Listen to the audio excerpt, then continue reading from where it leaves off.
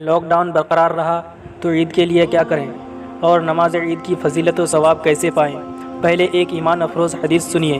اللہ کے پیارے رسول صلی اللہ علیہ وسلم ایک غزوہ سے واپس ہوتے وقت جب مدینہ منورہ کے قریب آ گئے تو صحابہ سے خطاب کر کے فرمایا، مدینہ شریف میں کچھ ایسے لوگ بھی ہیں کہ تم لوگ جہاں جہاں بھی گئے وہ لوگ ہر جگہ تمہارے ساتھ تھے۔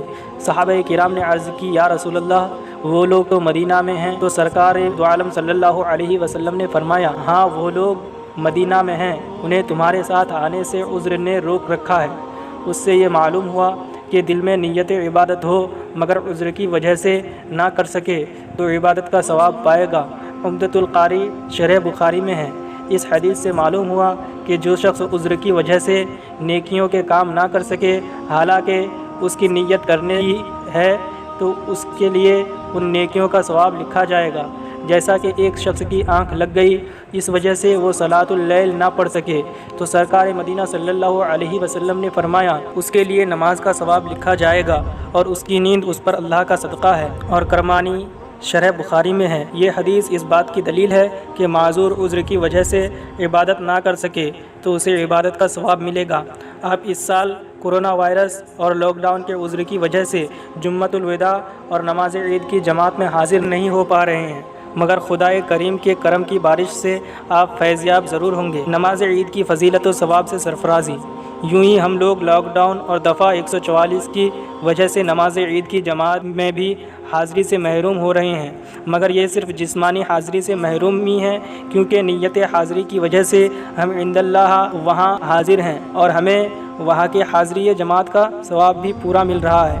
اب اس کے ساتھ ہم گھر میں بھی نماز عید کے بعد کچھ عبادت کر لیں تو ہمارا ثواب انشاءاللہ دو بالا ہو جائے گا۔ در مختار اور بہار شریعت میں ہے کہ نماز عید کے بعد 4 رکعت نفل نماز گھر میں پڑھنا مستحب ہے۔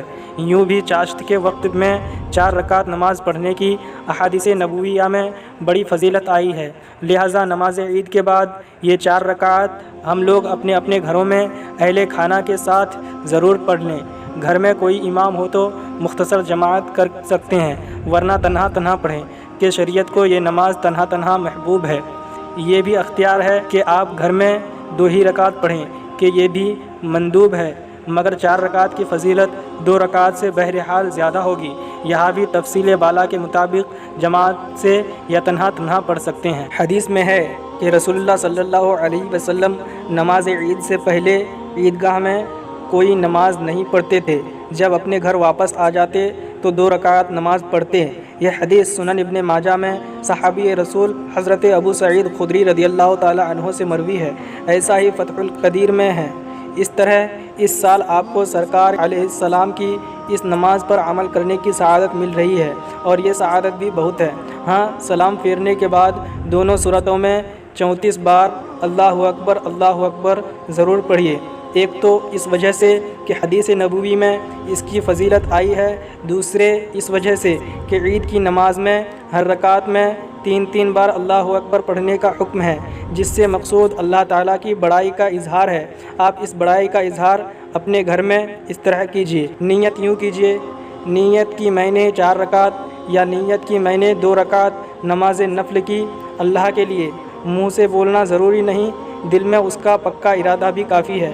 اس نماز میں 6 زائد تکبیریں نہ کہیں، ہاں سلام کے بعد 34 بار اللہ اکبر پڑھیں۔ اس نماز کے بعد خطبہ بھی نہیں، البتہ نماز کے بعد گھر والوں کو دین کی ضروری باتیں بتائیں اور نماز کے بعد دعا ضرور کریں۔ عید بہت سادہ طریقے سے منائیں، دھلے ہوئے صاف ستھرے کپڑوں کو کافی سمجھیں، محتاجوں کی حاجت روائی کریں، خاص کر پڑوسیوں کی دل جوئی کریں، کہیں بھی بھیڑ بھاڑ لگانے سے بچیں۔ دوستو، اس ویڈیو کو اپنے دوستوں احباب کے ساتھ شیئر کریں تاکہ ان کو بھی اس چیز کے بارے میں جانکاری ہو سکے۔ اس طرح کی ویڈیو دیکھنے کے لیے ہمارے چینل کو سبسکرائب کریں اور بغل میں بیل آئیکن کو بھی دبا دیں تاکہ جب بھی میں اس طرح کی ویڈیو اپلوڈ کروں تو اس کی نوٹیفیکیشنز آپ کو پہنچ جائے۔